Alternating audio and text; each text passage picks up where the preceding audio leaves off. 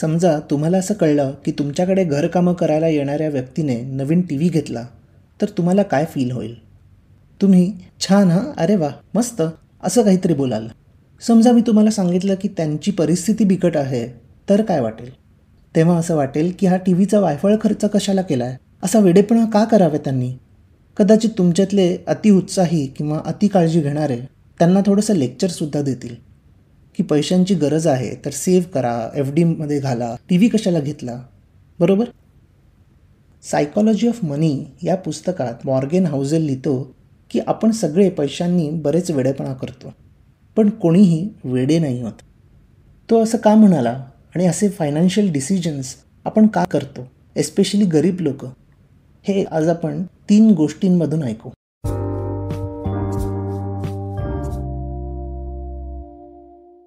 अमेरिकेत सर्वात कमी उत्पन्न गटातील लोक लॉटरीच्या तिकिटांवर वर्षभरात सरासरी $412 खर्च करतात, जे सर्वोच्च उत्पन्न गटातील लोकांच्या 4 पट आहे. आणि असाही एक रिपोर्ट आहे की अनेक अमेरिकन आपत्कालीन परिस्थितीत $400 पण उभे करू शकत नाहीत. याचाच अर्थ लॉटरीचं तिकीट घेतलं नसतं तर तेवढे ते सेव्ह करू शकले असते. हे आपल्याला क्लिअर कट समजतं. पण मग ते लॉटरीचं तिकीट का घेतात? सायकॉलॉजी ऑफ मनीमध्ये एक सुंदर पॅराग्राफ आहे, ज्याला मी थोडं क्रिएटिव्ह फ्रीडम वापरून ट्रान्सलेट करून वाचून दाखवतो. आम्ही पेचेक ते पेचेक जगतो आणि बचत करणे आवाक्याबाहेर दिसते. जास्त वेतन मिळण्याची आमची शक्यता आवाक्याबाहेर दिसते. आम्ही छान सुट्ट्या, नवीन कार, आरोग्य विमा किंवा सुरक्षित परिसरात घरे घेऊ शकत नाही. कर्जाशिवाय आम्ही आमच्या मुलांना महाविद्यालयात प्रवेश देऊ शकत नाही. तुमच्याकडे फायनान्सची पुस्तके वाचणाऱ्या लोकांकडे बरीच सामग्री एकतर आत्ता आहे किंवा त्यांना मिळण्याची शक्यता आहे. आमच्याकडे ते नाही.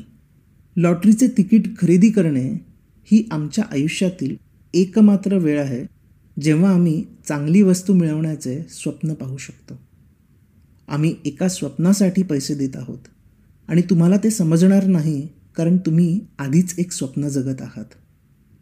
म्हणूनच आम्ही तुमच्यापेक्षा जास्त तिकिटे खरेदी करतो. अर्थशास्त्रात नोबेल प्राइज विजेते एस्थर डफ्लो आणि अभिजित बॅनर्जी हे रिसर्चसाठी बऱ्याच देशांमध्ये जा-ये करत असतात.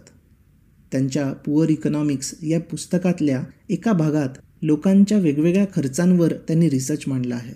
त्यात त्यांनी काही किस्से लिहिले आहेत.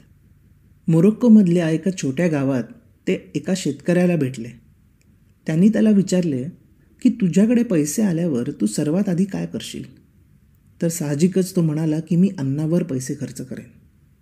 मग त्यांनी त्याला विचारलं की आणखीन पैसे आले की काय करशील? तर तो म्हणाला की मी चविष्ट जेवणावर खर्च करेन. मग डफ्लो आणि बॅनर्जी लिहितात, आम्ही ज्या खोलीत बसलो होतो त्या खोलीत टेलिव्हिजन, अँटिना आणि DVD प्लेअर दिसला. तेव्हा आम्हाला त्याच्यासाठी आणि त्याच्या कुटुंबासाठी खूप वाईट वाटू लागलं. कुटुंबाला पोटभर खायला मिळत नाही असे वाटत असेल तर त्याने या वस्तू का विकत घेतल्या, असे आम्ही त्याला विचारले. तो हसला आणि म्हणाला, अरे पण जेवणापेक्षा TV महत्त्वाचा आहे.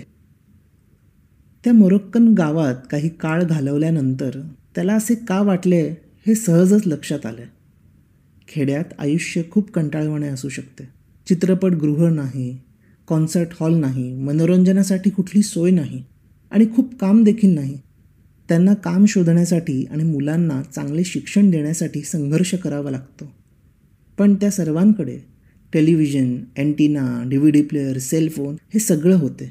साधारणपणे हे स्पष्ट आहे की ज्या गोष्टी जीवनाला कंटाळवाणे बनवतात त्या गरिबांसाठी प्राधान्य असतात.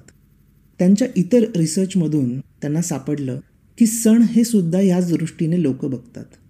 जिथे TV किंवा रेडिओ उपलब्ध नसतो तिथे गरीब लोक सहसा काही प्रकारचे खास कौटुंबिक उत्सव, धार्मिक उत्सव किंवा मुलीच्या लग्नात लक्ष घालवतात. त्यांच्या उदयपूरमधल्या रिसर्चमध्ये हे सापडलं की ज्या लोकांकडे TV, रेडिओ नव्हते ते त्यांच्या इन्कममधला 14% भाग सणांवर खर्च करायचे.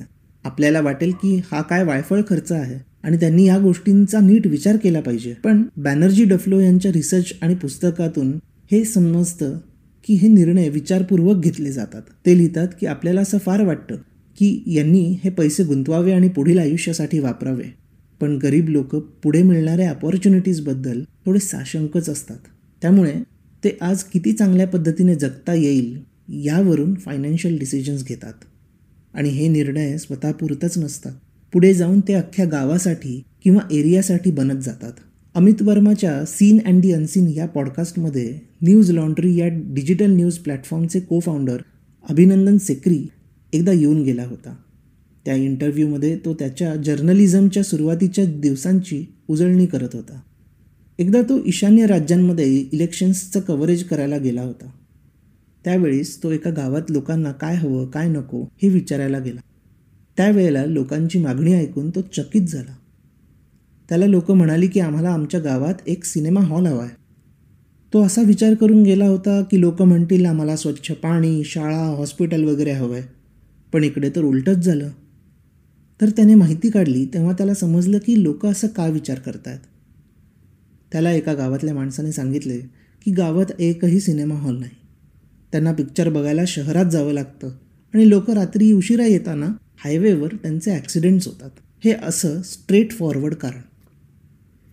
यातून आपल्याला नक्कीच पटलं असेल की फायनान्शियल डिसिजन्स हे एकदम सरळ नसतात आणि एक्सेल शीटवर लिहून तर ते मुळीच केले जात नाहीत.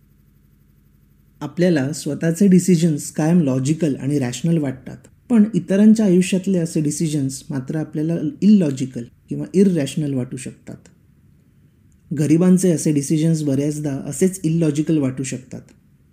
पण यात गरज, इमोशन्स आणि स्वप्न असे बरेच भाग एकत्र येतात जे आपण विसरतो. आपण ऐकलत की भविष्यासंबंधी बरीच जणं निराश आहेत. तर यातसुद्धा तथ्य आहे. वर्ल्ड इकॉनॉमिक फोरमने काही वर्षांपूर्वी इन्कम मोबिलिटीवर एक रिपोर्ट जाहीर केला होता. त्यात त्यांनी गरीब कुटुंबातील एखाद्याला त्यांच्या देशातील ॲव्हरेज म्हणजेच सरासरी इन्कम मिळवण्यासाठी किती काळ लागेल हे प्रत्येक देशासाठी कॅल्क्युलेट केले होते. यात त्यांना असं दिसलं की सर्वात कमी वेळ डेन्मार्कमध्ये लागतो. डेन्मार्कमधल्या कमी इन्कम असलेल्या कुटुंबात जन्मलेल्या व्यक्तीला डेन्मार्कमधले ॲव्हरेज इन्कम मिळवण्यासाठी 2 पिढ्या लागतात. डेन्मार्कसारख्या विकसित देशात 2 पिढ्या लागत असतील तर तुम्ही इतर देशांसाठी विचार करा किती वेळ लागेल ते. अमेरिकेत 5 पिढ्या, कोलंबियात 11, तर चायना आणि भारतात 7 पिढ्या लागतात.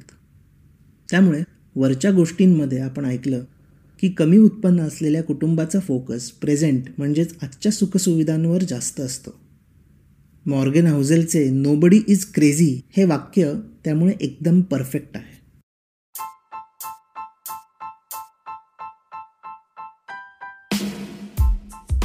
तुम्ही हा एपिसोड स्पॉटिफाय, इकॉनगली वेबसाईट आणि लीडिंग पॉडकास्ट ॲप्सवर ऐकू शकता.